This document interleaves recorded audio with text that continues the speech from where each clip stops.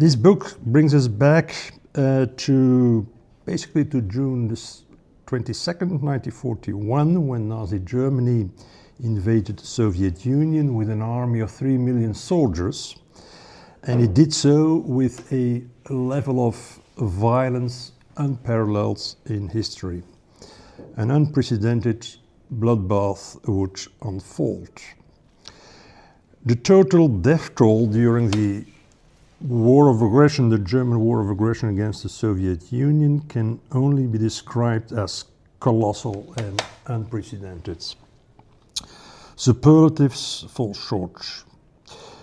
The war that Hitler's Germany and its allies launched against the peoples of the Soviet Union ultimately cost the lives of, roughly speaking, at least 25 million citizens, including an estimated 15 million civilians. Of these, at least 2.5 million were Soviet Jews. But there was more. Approximately 1 million inhabitants of the city of Stalingrad, present-day or nowadays Petersburg, perished in a ruthless siege of their city by the Germans. A difficult to quantify number of Russian prisoners of war, Soviet prisoners of war, perished because of the extremely inhumane treatment during their captivity. Approximately 3 million civilians, Soviet civilians, were deported to Germany as slave laborers, where they faced considerably harsher treatment than citizens of other occupied countries. These are the real victims, or the actual victims of the war. The intended end goal, however, was even far more horrendous and ambitious. The Germans, Nazi Germany, envisaged the extermination of tens of millions, primarily through starvation, in their blueprints for the colonization of the territories in the eastern part of Europe. There can be no doubt that the war against the Soviet Union was qualitatively substantially different from the occupations, the annexation and the annexations elsewhere in Europe. Nazi Germany also made no secret of what it considered a Vernichtungskrieg, a war of destruction, a war of total destruction against the Soviet state and its citizens. Intimately connected with the attack on the USSR was another war, a war of annihilation, of extermination against the Jews.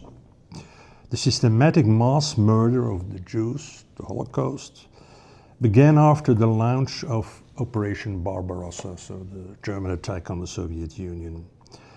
The very connection between these two, the fight against quote-unquote Judeo-Bolshevism, or Jewish Bolshevism, Jewish communism, is the subject of this book, World Enemy Number 1, Nazi Germany, Soviet Russia, and the fate of the Jews. And tonight we have the honor and the pleasure of welcoming the author of this new groundbreaking book. Jochen Hellbeck is a professor, a distinguished professor of history at Rutgers University, New Jersey in the States. He specializes particularly in modern Russian history, history of the Soviet Union, with a particular interest in the Stalinist period and the Second World War. Among his many publications in this field of Russian-Soviet studies, I particularly would like to mention his books, one book entitled Revolution on My Mind, Writing a Diary Under Stalin, and a book first published in German and later also translated in English on Stalingrad, entitled Stalingrad, the City That Defeated the Third Reich.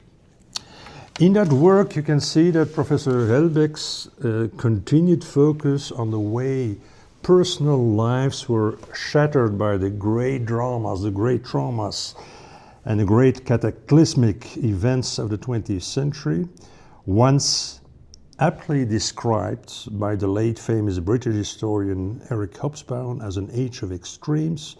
This is something that basically comes back also in this book. Professor Hellbeck, Jochen, if I may, a very warm welcome here in the beautiful city of Leuven. This book, and before I give you the floor, this book I think is an absolute must-read for everyone who is interested, broadly speaking, into the history of the Second World War, the history of Nazi Germany, the history of the Soviet Union in the 1930s to the 1950s, and the fate of the Jews during the Second World War. At least two things stand out. I think in this book, a very clear line of argumentation. Hellbeck makes it very clear what's let's say his main research agenda, his main argument is very clearly laid out, and it's written in a very accessible and engaging style. The book also succeeds in combining the broader historical meta level with the experiences of eyewitnesses, of ordinary and not so ordinary people who lived through this extremely turbulent and extremely violent times. I hesitate to call this a pleasant read, but it at least allows for a very fluent read. I prepared a couple of questions, but before diving into the discussion, I would like to give you the floor to briefly introduce the book and the main argument of your book, so that we are all aware and that we all know what we can expect. Thank you so much, Georgi. I'm delighted to be here. I want to thank the organizers, Albina and Georgi, for hosting this, and I want to thank especially Daria Bochanikova for bringing me to Leuven in the first place. So my book illuminates the 12-year trajectory of Nazism's rise to power, Nazi as racial war of annihilation and self-immolation in 1945 through the lenses of a Soviet specialist. I was trained as a Soviet specialist of German descent, and what I discovered through this training was that the Soviet communist state that formed as a consequence of the October Revolution of 1917 figured as a defining target in this trajectory. As I will show, the Soviet communist system, or Judeo-Bolshevism as the Nazis called it, emerged as the dominant structuring other for Nazi propaganda in the 1930s. When they talked about the Soviet Union, Nazi officials referred to it as their greatest menace, or as they called it, world enemy number one. Over the course of the Second World War, the Soviet threat conjured by the Nazis, represented by the spectral Jewish commissar who threatened to shoot to death or deport to Siberia millions of Germans, became a nationwide German fixation. And it is this fixation that is not centrally present in historical writings about the Second World War. And putting it at the center changes received stories about where, how, and why the war assumed its greatest violence. In the popular imagination, Nazism's worst crimes appear as driven purely by racial hatred of Jews as Jews. For decades, Nazi anti-Semitism has been understood as a genocidal end in and of itself, the hatred that exploded in the Holocaust. Yet, Nazism's most lethal designs were initially not directed against Jews as such, say the Jews of Germany, Austria, or Poland. They were overwhelmingly regarded as racial aliens, and the goal was expulsion, frequently through recourse to exemplary terror. Nazism's most lethal designs were reserved for what they called the racial political enemy number one, rassenpolitischer Hauptfeind, and these were Jews as communists or communists as Jews, in a word, Judeo-Bolsheviks. My book entangles the history of the Holocaust and the history of German anti-communism to argue that the worst mass crimes of Nazism that we associate with Auschwitz and other extermination camps had everything to do with anti-communism and with the fate that the Nazis and many Germans wanted to deal to the Bolsheviks, whom they imagined as Jewish. I'm not arguing that economic objectives did not drive the war in the East. Clearly, Lebensraum was a chief driver of the war. And I'm also not saying that the drive to exterminate Bolshevism in some sense overrode this argument, this agenda. The argument is rather that in order to explain the history of the mass annihilation of the Jews, we need to focus on the Soviet Union as its ground zero. And we need to understand that the Second World War's decisive break happened on June 22nd, 1941, when 3 million strong German army attacked the Soviet Union to exterminate Judeo-Bolshevism, Hitler's cardinal obsession. So I will trace this trajectory in the first pass of my talk, and then in the second part turn to the Soviet experience of Germany's war of annihilation, which is equally a central part of the book. In my coda, I will reflect on how the story that I'm recovering here got lost from view.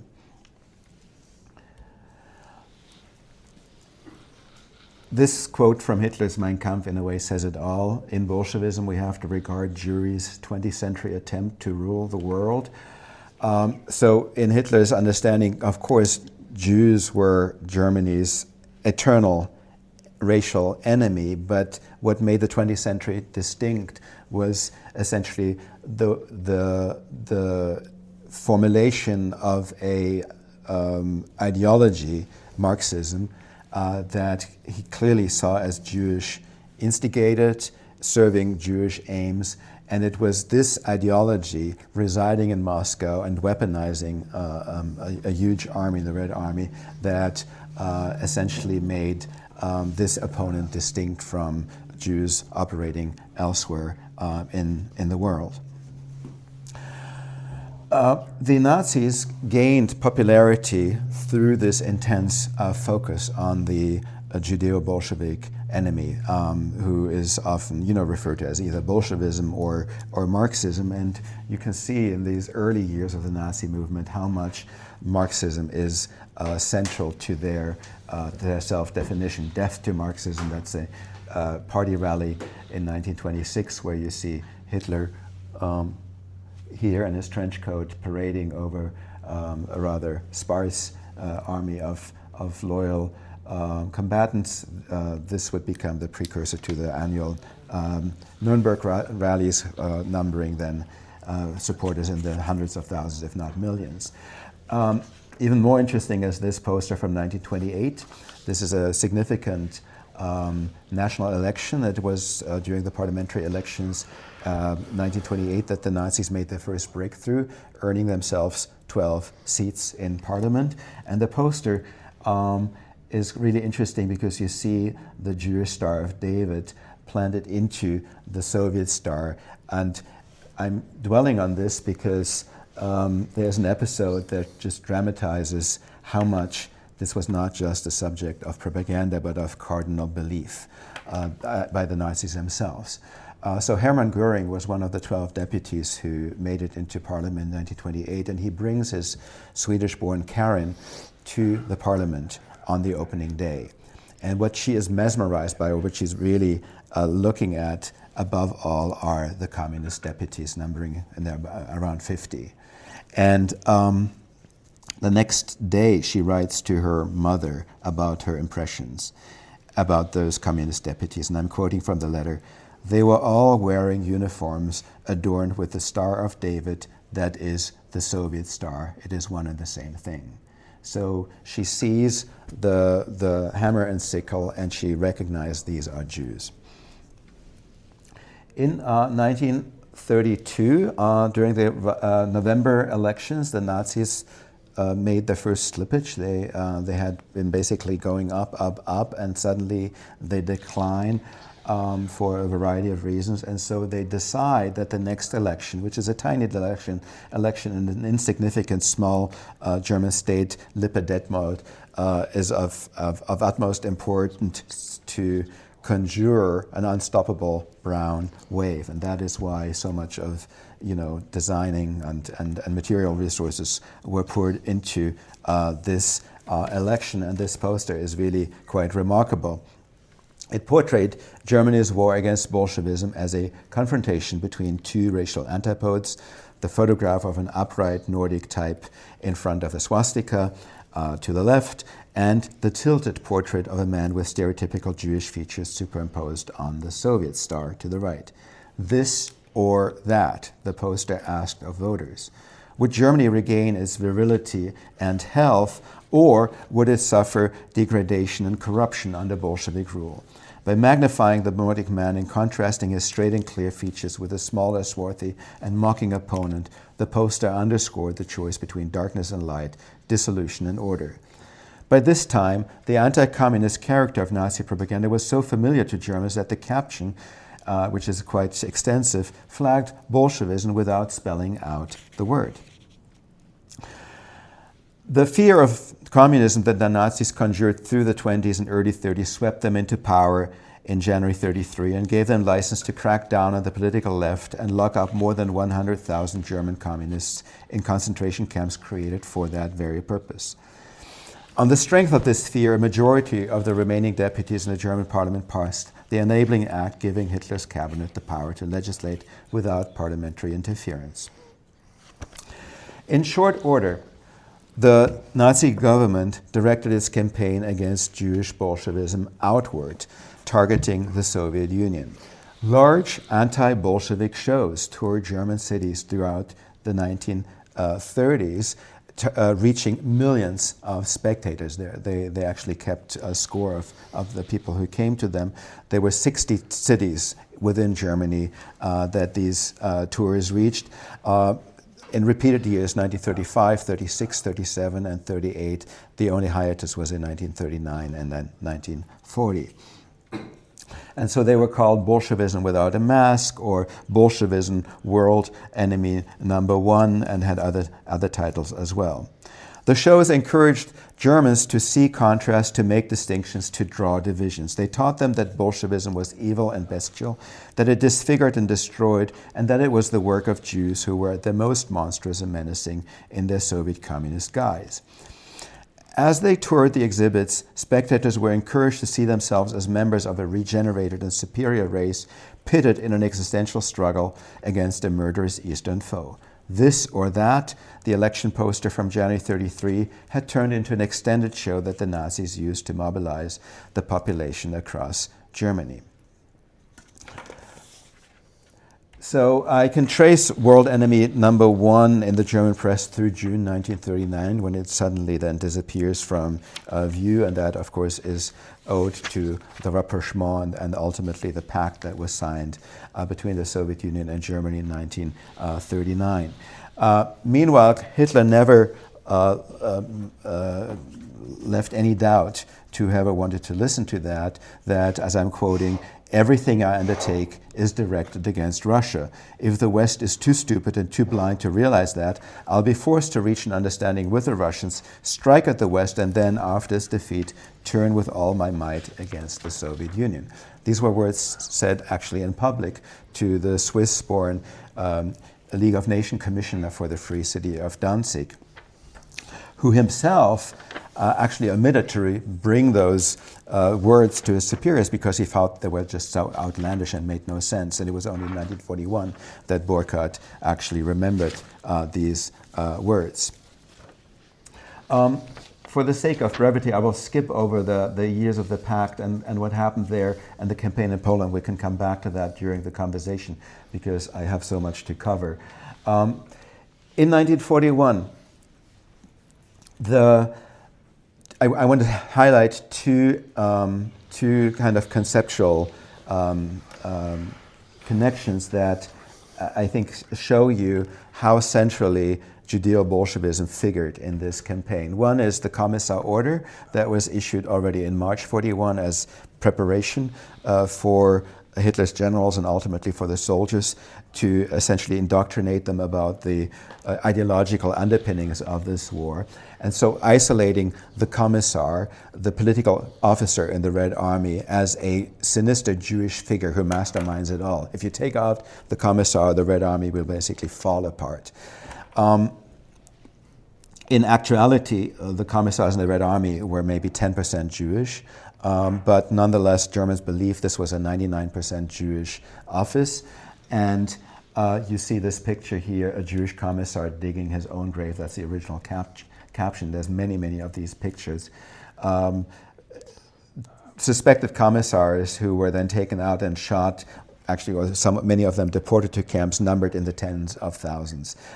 Many more than Felix Römer's study show that is very narrowly based on certain criteria and comes to a number count of several thousand. But in fact, in Sachsenhausen and in Buchenwald, so-called commissars were shot in the 5 digits, and you have to put them all together because it's really about the presumption rather than the actual office of the commissar that counts here. But the other, and so initially you could say, here is a Jewish enemy who's identified as the commissar, a male Jew serving in the Red Army who we're going to take out in contravening of international war. But what actually happened in the cities along the Soviet western borders, cities that historically were part of the Pale of Settlement, were strongly Jewish, is probably even more significant. And so here you see that when the war started, there were insurgencies in many of those cities, led by mostly Polish and Ukrainian fighters, independence fighters, who wanted to create facts on the ground and presumed that the Germans were going to be in alliance with them against the Jew Bolsheviks. These insurgencies, as a rule, were crushed by Soviet security forces that were still in place, and the prisons were teeming with prisoners, and then the Red Army and the Soviet officials, the NKVD, got orders to pull back, and Moscow, upon asking this question, responded, kill them all. And so there was a bloodbath that took place in these border town prisons, and this was what the Germans discovered as among the first things they found out when they arrived there. They were brought by agitated, exasperated, angry locals to the prisons, and it was explained to them that this is the work of the Jew Bolsheviks. So basically a German lexicon of Judeo-Bolshevism that had formed in Germany met with local lexica, and the translation was very easily done. And these prisons, in some sense, became exhibit grounds. They became another anti-Bolshevik show, adding to the ones that I had shown to you. And against that background, so many German soldiers wrote back home saying, we would never have thought that the Nazi propaganda about the Jews and about the Jew Bolsheviks was actually truthful.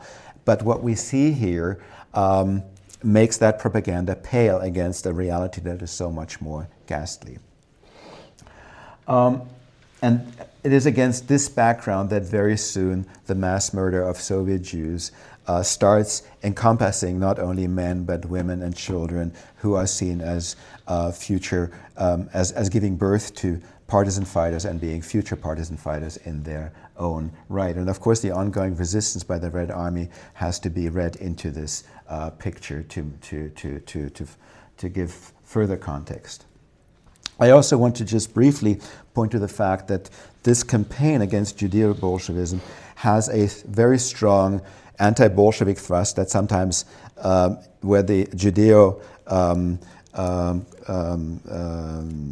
part of it is missing, and that is the Bolshevik soldiers. So this is here a photo from the yearbook of the Wehrmacht in 1942. It is a montage that is created as early as in November 1941 that very openly celebrates the mass killing of Bolshevik soldiers, actually even in German captivity. And we know that by January 1942, 2 million Soviet soldiers in German captivity are dead, and that's probably an undercount because they started counting only long after the killing had started. And the image of the Bolshevik opponent is one that travels through all the Wochenschau, the German newsreels, in summer and fall 1941. And we have spectators' responses recorded by the Nazi Secret Service, spectators saying, why are we feeding them at all? They should all be killed. And so there was an absolute open genocidal campaign against the Bolshevik soldier. Any soldier was defined as Bolshevik to the extent that they fought back. Some had learned the German ethnic calculus raised their hands and said, we are Ukrainians, and that mostly spared their lives because we saw on statistics that actually if you identified as Ukrainian, your chances of being freed from captivity were higher. If you identified as Russian, no Russian soldier was actually given freedom out of the camps in 1941-42. So that also suggested that Russian became part of this associational change of Jewish, Bolshevik, Russian, Asiatic. My book suggests, I very strongly suggest, that's the subject of chapter 4, that we have to rethink the trajectory of annihilation that we so often imagine as kind of, as this map suggests, emanating from Germany, traversing Poland, and then reaching the Soviet Union, the Einsatzgruppen kind of incarnating this annihilatory thrust. However, what I'm arguing here is that 1941 started something else, a mass annihilatory campaign against all Soviet Jews that had not been present even in the campaign against Poland, where mass annihilation of all Jews was not on the agenda. It was an agenda to expel the Jews, often using exemplary violence, but to kill them all was an agenda that formed only on Soviet soil after June 1922. Moreover, if we read the reports from the Soviet Union, the so-called Ereignismeldung UdSSR, even though they are flagged as reports from the USSR, have a pan-European scope and have to be read in the aftermath of June 22nd with through a new diagnosis. And the diagnosis is basically, we are in a war across Europe with the Soviet Union. All communist uprisings, these are the words from Wilhelm Keitel, including the apparently trivial isolated incidents in areas which up to now have been otherwise quiet, are mass movements centrally directed by the Soviet Union. It makes sense to some extent because it is on June 22nd that communists were freed from the imperative to stay silent and be complicit with the Nazis. And you see demonstrations, you see sabotage actions all across Europe, and in the Nazi reading, as made evident in the Ereignismeldung UdSSR, it is the Jews who are behind that, and it's basically Jews and Bolsheviks are rendered into one.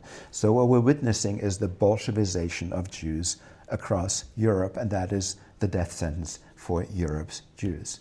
And maybe the sign that makes it more evident than any other is the yellow star that was forcibly introduced in Germany in September 1941, where the Nazi press actually made it very clear to say the atrocities we have witnessed in Lemberg, in Lviv, present-day Lviv, those prison scenes, have made it clear beyond doubt that this is the work of the Jews, and now is the time to expose the Jews in Germany as allies, as political allies in this campaign. They're all listening to Radio Moscow. They're all wishing for Germany's army to suffer defeat. We have to bring this enemy out in the open. And so a racial alien is redefined as a political enemy. And this is what this sign is trying to basically convince non-Jewish Germans is the case. To see their former fellow Germans, assimilated Jews, no longer just as racial aliens, but actually as political enemies. More exhibits follow in the wake of Barbarossa. The Soviet Paradise, now a different exhibit because it brings original material artifacts from the conquered Soviet Union to suggest to to German viewers who shudder at what they see that this is the Soviet enemy in the tradition of a colonial show. Suggesting that Soviet people were living in these earthly dwellings in the center of Minsk, maybe omitting the fact that Minsk was bombed by the Germans and perhaps these earth dwellings originated after the bombing. This is something to be investigated separately. Exhibits, again, that toured not just Germany, not only Austria, but all of occupied Europe. And so the Bolchevisme contre l'Europe is a very big show that was held in Paris and toured through other francophone parts of Europe subsequently. I'm quickly switching over to the Soviet side because I want to talk about it as well, and to suggest that this German campaign to obliterate the Soviet system, to basically eradicate Bolshevism, had the unintended opposite effect of actually revitalizing the Soviet war effort. And I'm finding evidence for that in two big bodies of sources. One is a body of about 900 oral history transcripts that I was very lucky to unearth in Russian, Ukrainian, and Belarusian archives. It is the work of the so-called Isaac Mintz Commission on the history of the Great Patriotic War. This is an oral history venture that started in 1941, started by mostly Soviet Jewish historians who realized how important it was to actually collect first-person narratives from this war to have for a future history of that war. And soon that a commission formed a so-called occupation department that would deal with retrieving interviews from people who had lived under Nazi or Axis occupation. So this actually starts as early as December 41, January 42. The first interviews are held in the suburbs of Moscow and Tula with surviving peasants or museum workers at Yasnaya Polyana, Tolstoy's estate. But it really unfolds in 1943 and 44 and 45 as the Red Army sort of sweeps westward.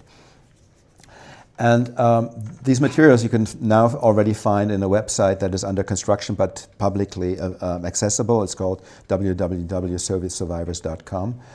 And the tenor in so many of these interviews is essentially the experience of the horrors of German occupation that the survivors want to share with the historians. That is essentially the recurrent trauma that they want to share.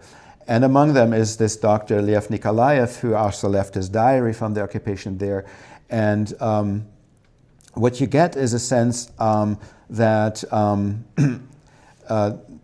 people like Nikolaev and many others actually initially were absolutely not pro-Soviet. They in fact were very relieved to see the NKVD burn its office and retreat. They had their very violent experiences of the Soviet age, the 1930s, the hunger from the early 1930s, the political terror from the later 1930s. And they were quite open to working with the Germans, and that was one of the reasons why they did not flee from, he was from Kharkov. And yet the German rule disabuses many of these people from their illusions, and it is especially the German spectacular violence, the public hangings, the humiliations, the racial hubris, all of that that made them over time rediscover their Soviet identity. And so there is a just a one-line joke that circulates in Ukraine in summer 1942 that basically expresses that in a nutshell. What was Stalin unable to achieve in 24 years and Hitler in one? That we started to like Soviet rule. My other body of evidence are Soviet media, Soviet newspapers, that I feel have for too long not been read for so much information that they actually disclose, and that is cardinal in essentially mobilizing Soviet readers for the war effort. So I think we should really be doing very, very close and new reading of the Soviet press. So we see that very early on, German photographs that are actually drawn to those sites of spectacular violence are circulating in the Soviet press, and you should not be deterred from giving credence to these photographs on account of the fact that Soviet photo artists actually edited the images so that they actually look more like artworks than photographs. That was a Soviet technique. The originals of all of these photos in original you can find in the Yad Vashem archive, and there is absolutely nothing that is made up here.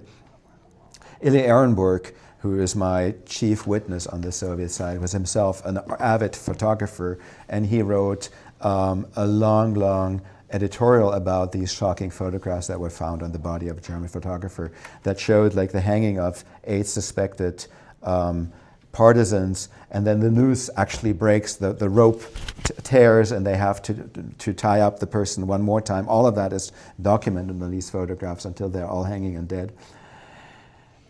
So there is this body of evidence. There is Reichenau's famous or infamous directive given 10 days after the massacre of Babi Yar to the soldiers of the very army that had been passing through Kiev to basically remind them once more of what the stakes are and that women and children are also chief suspects in this ideological war. And so a war against the Judeo-Bolshevik enemy. That order is reprinted in Pravda verbatim along with a facsimile. So why is Pravda producing a facsimile? Because there were so many accusations already at that time coming from Western reporters saying this is a Soviet propagandistic invention, necessitating the Soviet war reporters or the editors to actually reproduce the orders in the original. For some reason, the German reading public, the wider German community became aware of the Reichenau order with decades delay when another exhibit that basically turned the Nazi exhibits on its head, also photographic in nature, but using all these atrocities against the Germans, the crimes of the Wehrmacht in the 1990s. It was then that the Reichenau order or the Green Folder and other such quintessential Nazi orders from this war were brought to the broader public, but they were familiar to readers of Pravda already in 41 and 42. These sites of atrocities then become sites of a mobilization of Soviet soldiers for the war effort, sites of so-called meetings of vengeance meetings, where the Red Army, but also locals, are basically taught about what is at stake in this war.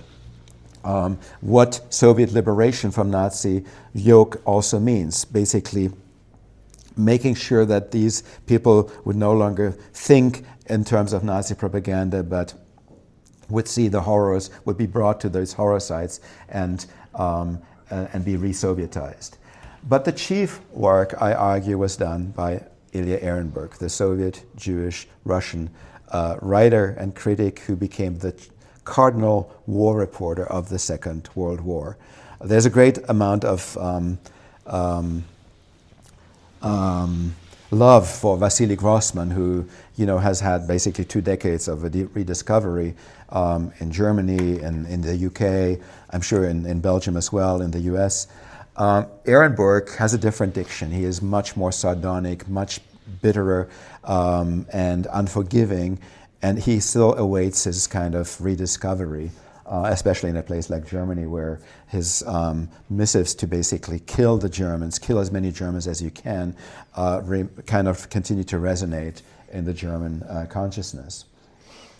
What I find so striking is that even this article, Ubi, which is precisely this article that says if you haven't killed a German on any given day, you have lived your day in vain, that even this article starts with a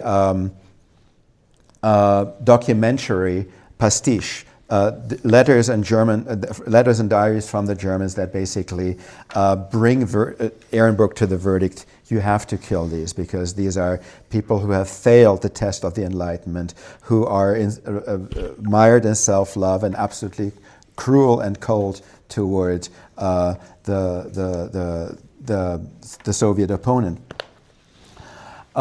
And so I'm pleading to actually read Ehrenburg not only as a propagandist, but also as a practitioner of documentary prose.